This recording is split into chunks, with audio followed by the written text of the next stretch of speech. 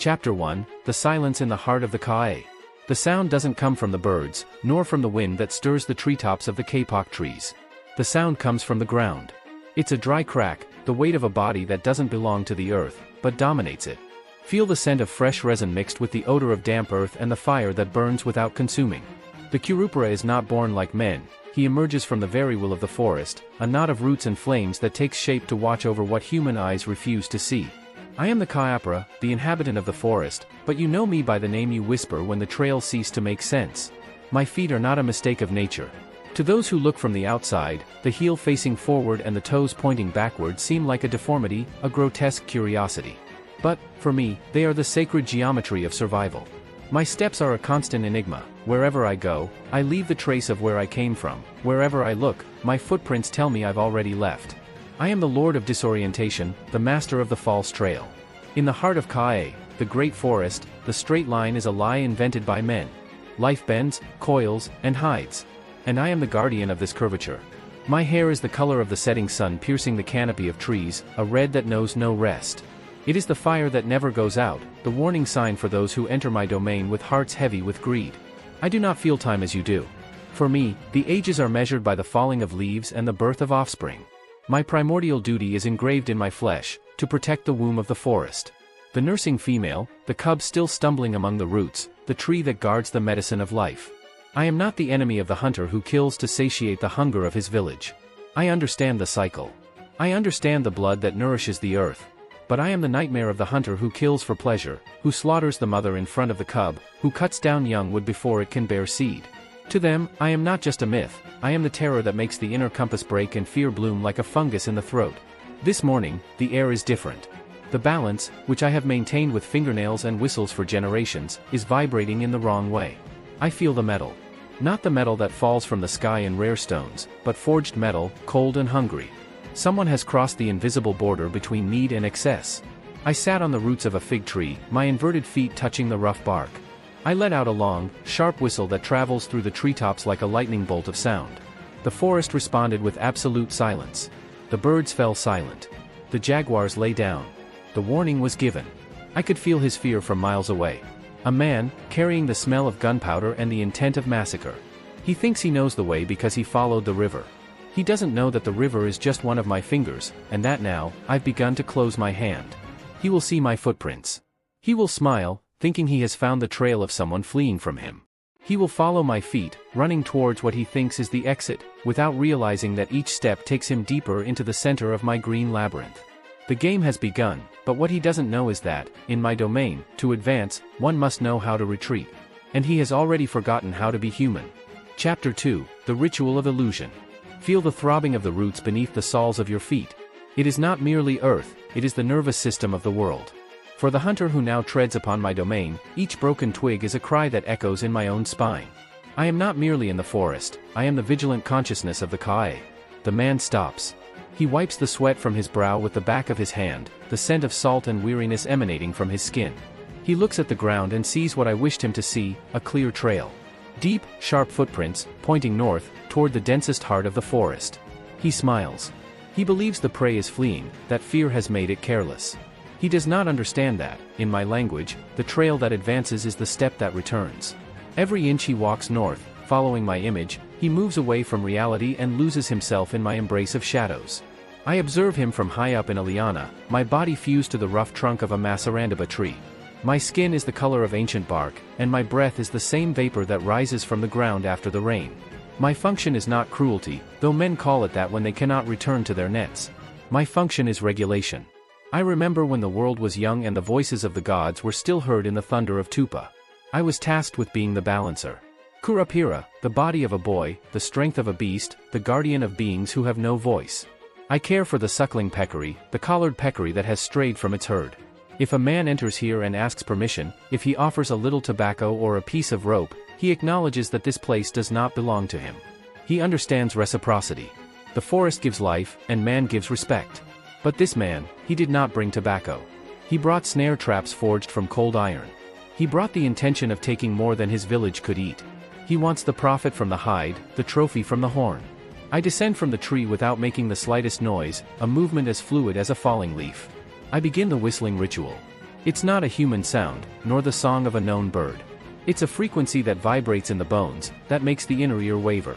I whistle from one side, and the sound ricochets off the trunks, emerging behind him.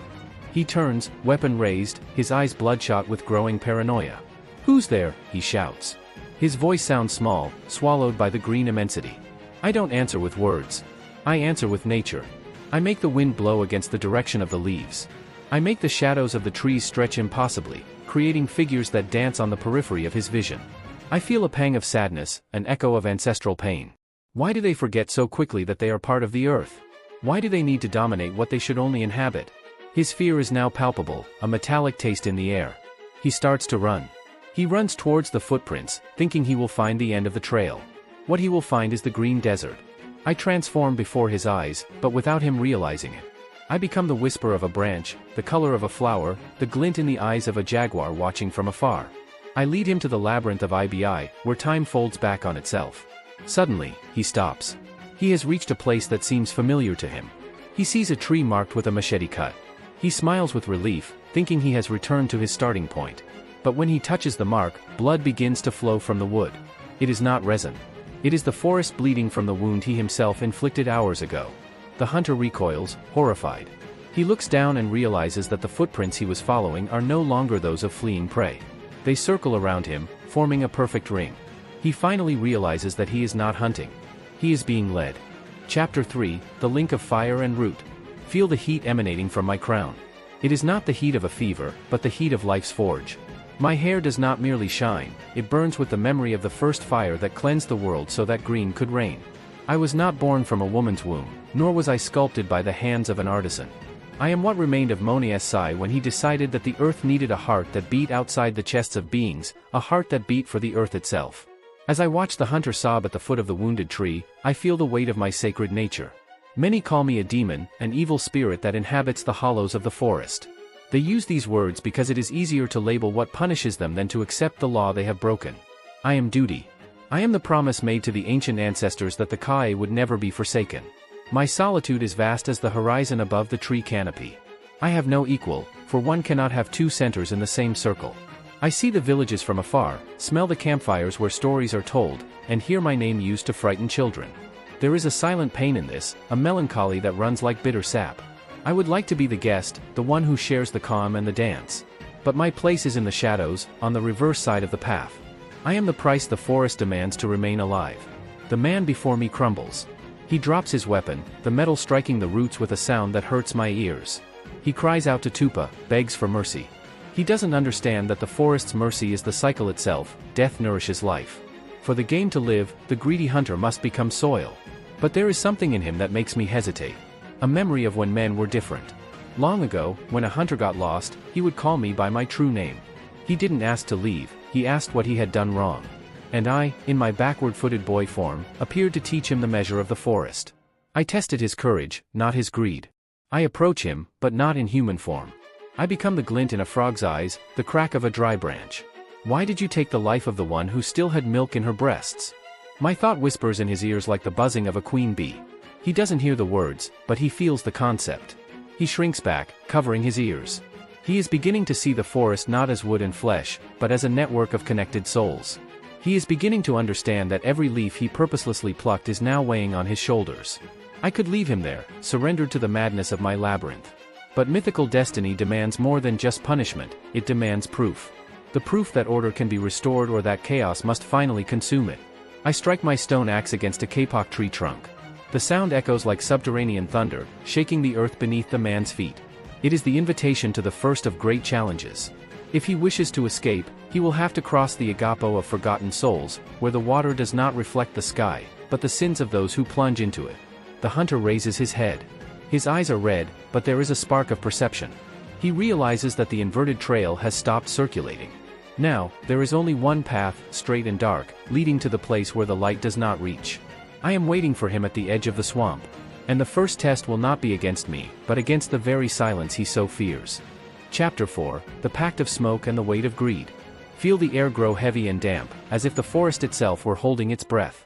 The sweet, rotting smell of the flooded forest rises from the earth, and the croaking of the cane toad sounds like a funeral chant. The hunter stands before the limit.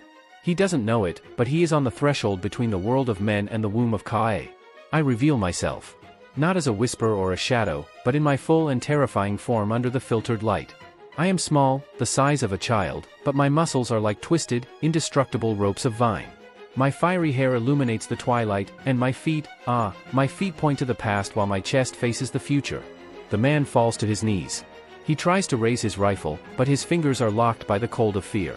I approach, walking with the agility of one who doesn't tread on the earth, but dances upon it. Each step leaves a mark that confounds his senses. Where is the gift for the master of the forest? My voice doesn't come from my mouth, it emanates from the ground, vibrating in the soles of his feet. The ancient traditions are clear. The hunter who enters the Curupira's domain must bring an offering, a piece of rolled tobacco, a tightly braided vine rope, or a handful of honey. It's not a bribe. It's an acknowledgement that he is a guest, a sign that he understands that the life he takes doesn't belong to him, but is a loan from the forest. The man trembles. He rummages in his pocket with feverish hands. He pulls out a piece of dry, moldy, and withered tobacco. It's the leftovers, something he considered worthless to himself.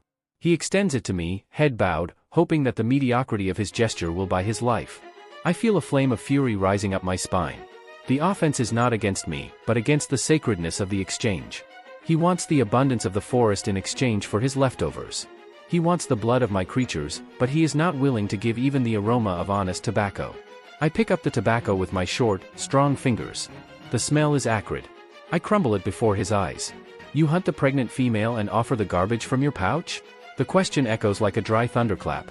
At this moment, I feel the weight of my role. I am the judge I didn't ask to be. There's a part of me that only wants him to leave, to disappear so I can go back to tending the nests. But the myth doesn't allow for negligence. If I falter, the balance breaks. If the Curupira forgives disrespect, the forest becomes a supermarket for the insatiable. I take a step forward, and he recoils, stumbling over a root I myself had sprouted beneath his heels. To get out of here, I say, my voice now cold as the river's bottom water, you must give me something of real value. Not to me, but to you. He looks at the rifle. He looks at the wristwatch gleaming in the dim light. He looks at the coins in his pocket. He doesn't understand. He still thinks in terms of objects, of possessions. He doesn't realize that the only thing of value he has now is his own connection to the life he so despised. I feel his heart pounding. It's fast, like that of a hummingbird in panic. I decide to subject him to the tortoise's test. Follow the tortoise's trail, I order. It will lead you to the center of the labyrinth. If you arrive before the sun completely hides behind the great kapok tree, and if your heart is no heavier than its carapace, you will find your way back. I disappear in the blink of an eye, transforming into a flame that climbs up a trunk. The man sees a small tortoise emerge from beneath the dry leaves. The animal walks with desperate slowness, one step after another, indifferent to the hunter's anguish. The sun is setting.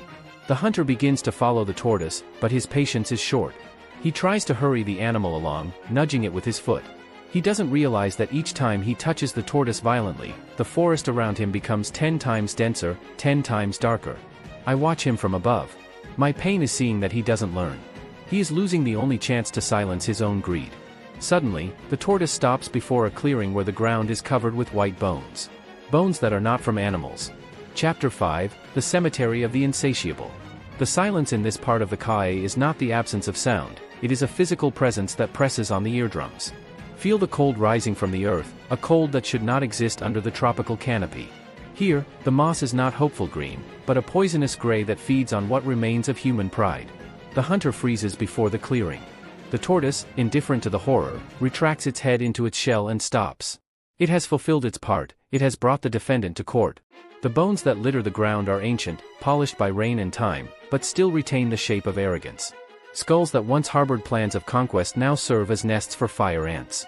Femurs that chase defenseless prey now support fungi that glow faintly in the dark. These are the ones who came before, those who thought they could deceive the reverse trail, those who laughed at the wind's warning. I watch the man from above, crouching on the shoulder of a forest spirit only I can see. I smell his sweat turning sour. Fear is a dense, almost palpable substance that suffocates the small beings around it. Look what remains of those who harvest without planting, I whisper, and my breath makes the dry leaves dance around him. He falls to his knees, his hands groping the ground, unintentionally touching the jaw of someone who, 100 years ago, had the same covetous gaze. The hunter begins to pray, but his prayers are empty, for he still holds the ivory-handled knife at his waist. He begs for forgiveness, but his right hand still grips the instrument of death. He does not seek redemption, he seeks escape. It is here that my dilemma ignites, stronger than the flames in my hair. There's a part of my essence that cries for these men. I remember the time when the villages treated me like a stern, but beloved, uncle. I remember when the children left fruit on the roots just to hear me laugh in the distance. I didn't want to be the executioner. I wanted to be the balance. But how to balance a scale where one of the plates only knows the weight of, I want? If I let him go now, out of pity, tomorrow he will return with more men, more iron, more fire. If I consume him, I am the one who becomes the monster they describe in their books of fear. Curupira, he murmurs, his voice breaking the sacred silence. Have mercy. I have children. I feel a spasm of fury. The tapir cubs you slaughtered also had a mother, I reply, and this time my voice is audible, a sound of dry branches breaking. Where was your pity when her cries went unheard because of your laughter? I leap to the ground. My inverted feet strike the earth with a sound like a war drum. I reveal myself completely. My skin is a map of scars from all the burns I've tried to extinguish, all the cuts I've tried to heal. My eyes are live embers piercing his soul, searching for a single spark of truth. He recoils, dragging himself over the bones of his predecessors. He reaches the exact center of the clearing, where a single ipe sapling tries to grow between the ribs of an ancient hunter. The final test, I say, approaching with the calmness of a jaguar. The life of this sapling depends on your breath. If you can breathe into it the truth of your repentance, the path will open. If your breath is only the fear of death, its roots will become the ropes that bind you to this ground forever. He looks at the tiny plant, fragile under the blood-red light of twilight. He leans forward. The air is still. Time seems to have stopped running. I hold my stone axe, feeling the weight of destiny. What he doesn't know is that this test isn't just for him. It's for me. If he fails, I will have to fulfill my role. I will have to be the end. The hunter closes his eyes. He inhales, and I smell the gunpowder and animal blood still clinging to his lungs. He exhales. Chapter 6, The Wind That Judges the Soul. Feel the air stop. Time in the heart of the Kae is not a line, but a closing circle. The hunter's breath left his lungs like a heavy mist, laden with the smell of cheap tobacco, icy fear, and the metallic residue of the blood he spilled. I watched, with my burning eyes, each particle of this air touch the fragile leaves of the ipe sapling. Nature does not lie. Man may hide the dagger behind his back and smile, but his breath carries the truth of his entrails. The small plant trembled. For a second that seemed an eternity, the leaves shrank, turning gray. I felt a pang of pain in my own chest, a resonance. When the forest suffers, I bleed sap. I was ready to raise my axe and end that cycle of destruction. His fate was written in the bones beneath his feet. But then, something changed. A small spark of genuine remorse, a fleeting thought of the man's son awaiting him in the village and of the land he was leaving for that child, mingled with his breath. It was a faint note, almost inaudible in the symphony of greed, but it was genuine. The leaves of the ipe tree did not return to green, but they stopped wilting. They remained suspended, in a precarious balance, like the hunter's own life. Your breath carries the weight of doubt, not purity, I declared, and my voice made the fire ants climb the trunks in a warning sign. The forest does not accept you, but it does not devour you either, yet. I approached him, my inverted feet making the sound of twisting roots. The man could not look up, he was hypnotized by the sapling he had almost killed with his mere presence. I am not an executioner who takes pleasure in slaughter. My fury is a tool of preservation, not of hatred. But respect is the only currency that circulates here, and he was still in debt. Rise, I ordered. The breath test has given you the right to one last path. But it will not be to your home. To return to the world of men, you must first confront what remains of your greed. He rose, his legs trembling like those of a newborn fawn. I pointed east, where the undergrowth became so dense it resembled a wall of dark jade. There lies your true trail. Not the footprints I drew to deceive you, but the trail of destruction you left. You must collect every trap you set. You must find every fawn orphaned by your shot and ensure they reach the shelter of the Great Mother's roots. The hunter stared into the darkness. He knew the iron traps he had scattered were cruel and hidden. He knew time was running out and that, without my protection, the jaguars and the spirits of the night, the Anhangaras, wouldn't have the same patience as I did. I felt a chill run down my burning back. I wasn't just testing the man, I was defying the very law of the forest. If he failed in his task of reparation, the weight of failure would fall on my shoulders. I am the guardian, and a guardian who allows evil to persist becomes complicit in the wound. Go, I whispered, and the sound was like the crack of a vine whip. And remember, I'll be right behind you. But I won't be looking where you go. I'll be looking at what you leave behind. The man started to run, but stumbled immediately.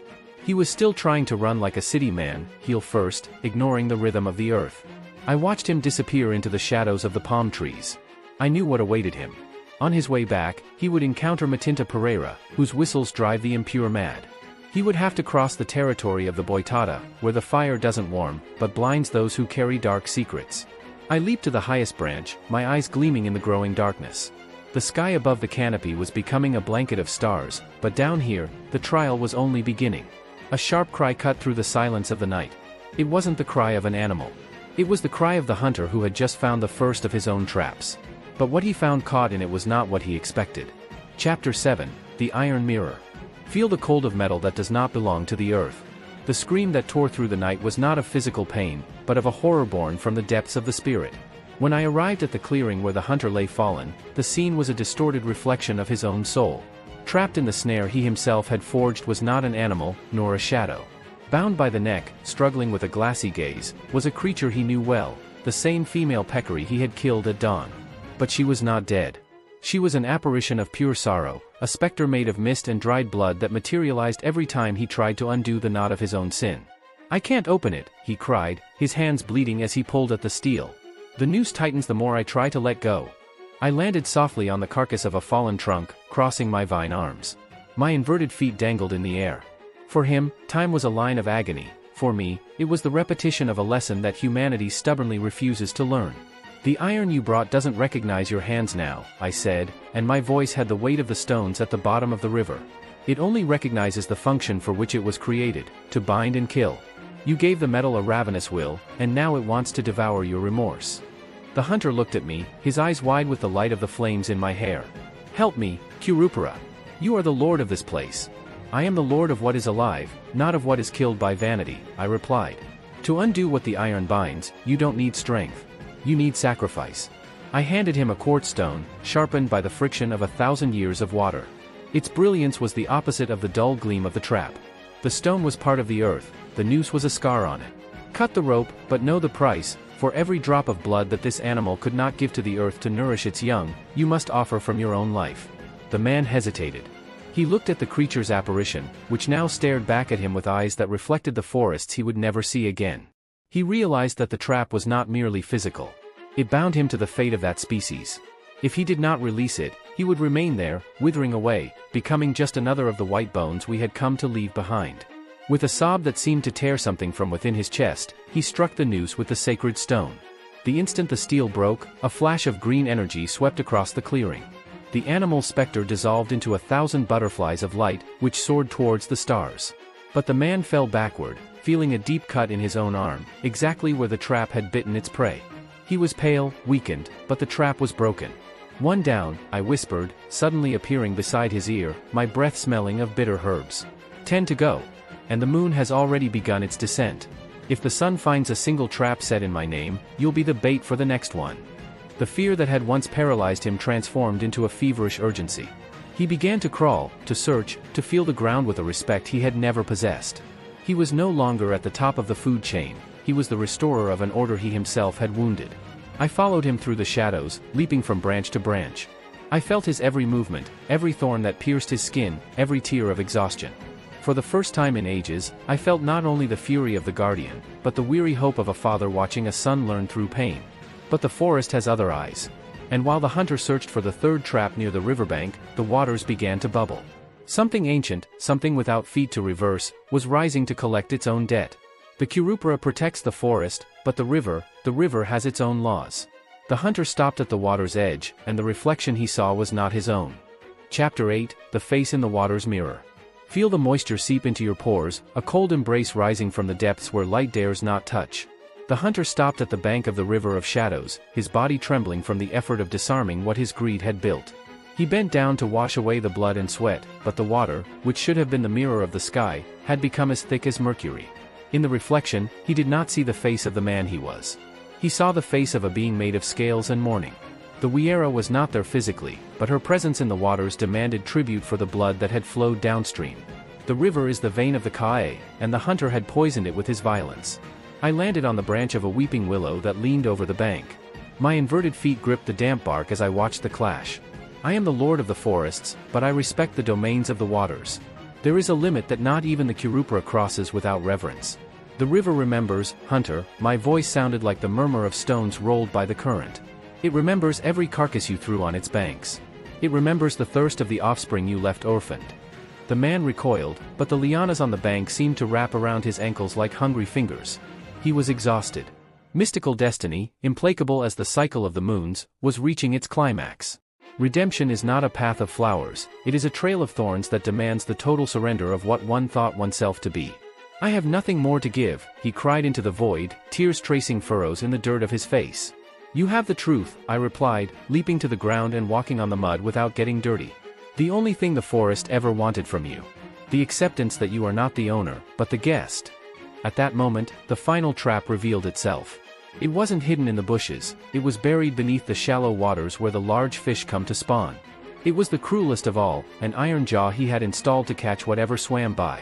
The man realized that to disarm it, he would have to submerge. He would have to surrender his body to the element he so feared. He looked at me, seeking a sign that I would save him if he sank. I gave no sign. The Curupira is not a savior, he is a master. The final lesson must be solitary. With a sigh that seemed like the last of his life, he dived. The silence that followed was absolute. Not the croaking of a frog, nor the flapping of a bat's wings. Only the bubbles of air rising, like the last hopes of a shipwrecked man. Beneath the water, he wrestled with the rusted metal. The iron cut his hands, water filled his lungs, and for a moment, he felt what every prey felt under his control, the powerlessness before brute force. When he emerged, coughing and spitting out the muddy water, he carried the broken iron in his hands. He threw it onto the bank with deep disgust. It was no longer an object of value or power. It was trash. The sun began to paint the horizon with the colors of my flames. The time of judgment was drawing to a close. The hunter was broken, but for the first time, he was whole. You have completed the task of the hands, I said, approaching him as the first light of day touched the treetops. Now, only the fulfillment of destiny remains. The trail must be erased so that a new one can begin. The man looked at his wounded hands and then at me. He no longer saw a monster. He saw nature, in all its terrible and necessary justice. What do I do now? He asked, his voice almost a whisper. Now, you walk backward, I replied. Until the past and the future meet in your heart. Chapter 9, The Path of the Reverse. Feel the warmth of dawn that brings not relief, but clarity. The light of Guarasi begins to pierce the canopy, revealing the devastation on the hunter's face and the purity of a soil that, for one night, was the stage for a cosmic judgment. The man is exhausted, his muscles tremble like bamboo leaves under the storm, but his eyes finally see. He no longer looks at the forest as a repository of hides and flesh. He sees it as a temple of collective breath. The cycle of shadows has ended, I announced, my figure oscillating between the form of a boy and that of an ancient tree. But a man's trail is not erased by sweat alone. To escape my dominion, you must learn to walk as I do. I positioned myself in front of him. My feet, turned backward, dug into the damp mud of the bank. The hunter looked at his own feet, aligned in human fashion, pointing toward what he believed to be the future. He didn't understand that, in Kae, the future is merely the past we haven't yet recognized. Turn around, I ordered. Turn your back on the trail that leads to your village. Walk toward the heart of the forest, looking back to where you came from, but letting your steps carry you away. This is the mystery that confounds explorers and drives the greedy mad. It is the fulfillment of the Curupira's destiny, to teach that man's progress is often a regression of the soul. The man hesitated, but obedience was now his only instinct for survival. He turned his body. He looked at the trail of destruction we had traversed during the night, the broken bonds, the blood in the water, the tomb of white bones. Walk, I whispered. He began to retreat, one step at a time. Looking back, which was his front, he saw every mistake he had made. He saw the pain he had caused. And, strangely, as he faced what he had done wrong, he felt the weight of the forest lessen. The woods seemed to open up for him, not to devour him, but to let him pass through its most secret crevices. I walked beside him, but I didn't need to turn around. For me, the path is one. I felt his acceptance. It was no longer the fear of punishment that guided him, but the resignation of someone who understands their insignificance in the face of immensity. He was becoming part of the myth. He was living the truth of the Curupira. To find the right path, sometimes it is necessary to embrace the opposite. With each step back he took, the vegetation instantly closed behind him, erasing his existence from that place. The wounds on his arms began to heal, leaving marks that looked like tree bark, eternal reminders of the pact made with the guardian. You're almost at the limit, son of Mona, I said, my voice already beginning to mingle with the cracking of branches and the cries of macaws. But destiny demands one last price. The secret of what you saw and what you felt. If you speak of me with pride, I will return. If you speak of the forest with contempt, I will be there. Your silence is your freedom. The man stopped. He smelled the smoke from his people's campfires. He heard the distant barking of a dog.